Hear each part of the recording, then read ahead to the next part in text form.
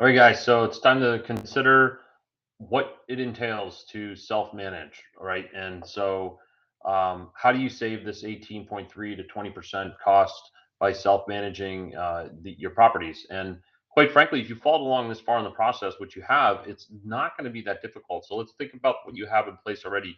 You've screened these candidates. You've screened all your tenants, and whatever the tenant you have now has passed that process itself. You have an HOA, you know the bylaws, you know the covenants. Those are self-policing actions that are already set in place that are going to alleviate any work for you because that's already the rules and regulations that you can either one remind your tenant, two they probably already know them, right? Because you went over it with them. I sometimes print them out, have them on their table, that way they have a copy of them.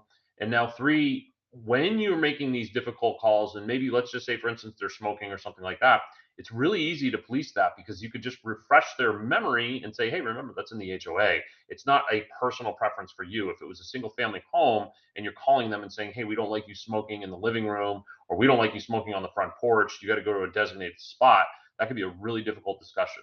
So you have these measures in place, and now it's time to learn what other things can you be leveraging, such as technology. So we're going to hit on that in this chapter. You set up a separate email, set up a separate phone line.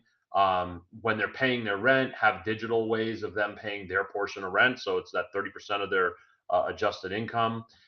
Moving further along in this, you're going to look at how lease agreements are renewed and what we recommend. And our recommendation is, start off with at least a 5-year lease renewal. I have some that I do 10-year lease renewals, and we touch on all that stuff, and we can talk more about that. But look at that, and then look at what other measures are in place too. Setting a precedent.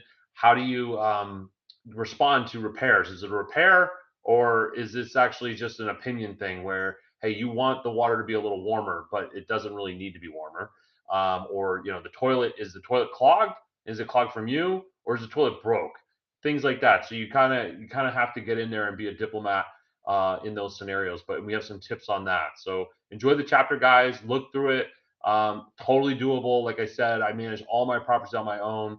I'm a family guy. I love leisure too. I golf. I'm out there doing different things. I don't have a hard time managing my units, and like I said, it's somewhere maybe around 3 hours a month that I spend on them. So go through this chapter, guys, and enjoy it, and we'll see you on the next one.